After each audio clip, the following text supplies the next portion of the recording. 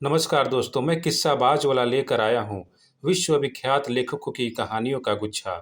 दोस्तों, अगर हमारी कहानी आपको पसंद आए तो इसे लाइक, सब्सक्राइब और शेयर ज़रूर करें। तो आइए बिना देर किए शुरू करते हैं हम आज की कहानी। कहानी का शीर्षक है अक्टूबर और जून। इसे लिखा है ओ हेनरी ने। कप्तान ने दीवार पर लटकती तलवार को बड़ी उदास निगाहों से देखा। पास की अलमारी में उसकी धुंधली पड़ चुकी वर्दी पड़ी थी, मौसम और सेवा के कारण दागी और छिन्न भिन्न। कितना अरसा बीत गया लगता है उन युद्ध के चेतावनी संकेतों के बाद, और अब अपने देश के संकट काल के समय अपनी योग्यता का प्रमाण देने वाला यह अनुभवी कप्तान एक औरत की मद भरी आंखों और मुस्कुराते होठों के आगे संपूर्ण समर्पण मात्र बनकर रह गया था। वह अपने शांत कमरे में बैठा था और उसके हाथ में उस औरत का पत्र था जो उसे अभी अभी मिला था। वही पत्र जिसने उसकी निगाहों में उदासी भर दी थी। उसने उस मारक पैरे को एक बार फिर पढ़ना शुरू किया। आपके इस आदर को, जो अपनी पत्नी बनने का आमंत्रण देकर मुझे बख्शा है, अस्वीकार करते हुए मैं महसूस करती हूँ मुझे सब कुछ खुले मन से कहना चाहिए। इस अस्वीकार का मेरी नज़र में जो कारण है वह है हमारी उम्र में इतना बड़ा फर्क। मैं आपको बहुत बहुत चाहती हूँ, लेकिन मुझे पूरा विश्वास है हमारी शादी सफल नहीं हो पाएगी। मुझे इस बात को लिखते हुए सख्त अफसोस हो रहा है, लेकिन मेरा विश्वास है कि सही कारण बताने से मेरी इस ईमानदारी की आप जरूर दाद देंगे। कप्तान ने आह भर ली और अपना सिर अपने हाथ पर झुका लिया। सच है, उनकी उम्र के दरमियान कई बरस थे, लेकिन वह शक्तिशाली और कठोर था। उसका मान था, उसके पास दौलत भी थी। क्या उसका प्यार, उसकी देखभाल और उसकी क्षमताएं भी उससे उम्र का सवाल न भुलवा पाएंगी? और फिर उसे इस बात का पक्का यकीन था कि वह उसका ख्याल करती थी। 2 घंटे बाद जिंदगी के सबसे बड़े संघर्ष के लिए वह तैयार खड़ा था। उसने टेनेसी के प्राचीन दक्षिणी नगर की गाड़ी पकड़ी। वह वहीं रहती थी। जब कप्तान उस पुरानी हवेली के द्वार के भीतर घुसकर बजरी के रास्ते पर आगे बढ़ा, तब थियोडोरा डेमिंग सीढ़ियों पर बैठी गर्मी की उस सुहानी शाम का आनंद ले रही थी।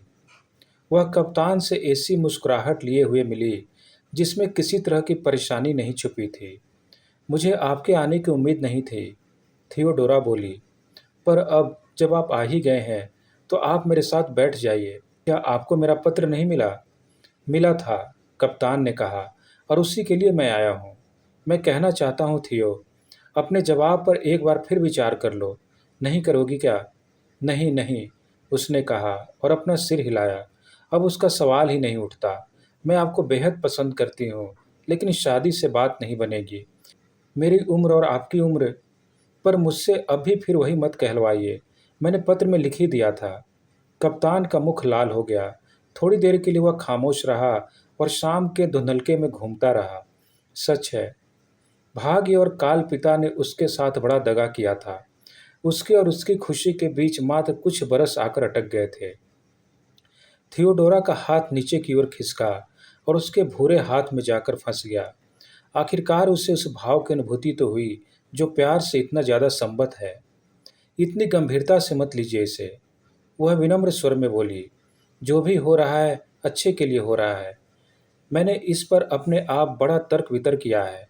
एक दिन आप खुद महसूस करेंगे कि मैंने आपसे शादी नहीं की, सो अच्छा ही हुआ। हो सकता है थोड़ी देर के लिए शादी भली महसूस हो, लेकिन जरा सोचिए, कुछ ही बरसों बाद हमारी रुचियां कितनी भिन्न हो जाएंगी। हम में से एक अंगीठी के पास बैठकर कुछ पढ़ना पसंद करेगा, या हो सकता है शामों में मिले गठिए या दिमागी थकावट का इलाज करना चाहेगा, जबकि दूसरा नृत्यों, थिएटरों और रात को देर तक चलने वाली भोजन पार्टियों के लिए पागल हो रहा होगा।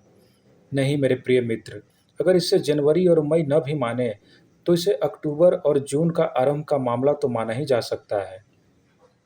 मैं हमेशा वही करूँगा थियो जो तुम चाहोगी। मैं करूँगा अगर तुम चाहोगी। नहीं, आप नहीं करेंगे।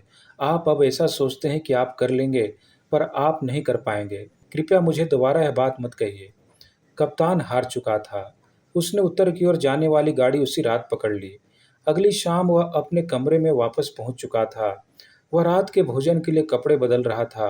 और बो में सफ़ेद टाई बांध रहा था।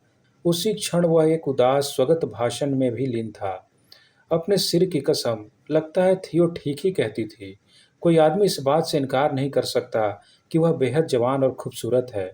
पर बड़े खुले मन से भी हिसाब लगाया जाए तो भी वह 28 से कम की तो क्या होगी। और कप्तान, आप जानते ही हैं, केवल 19 का था।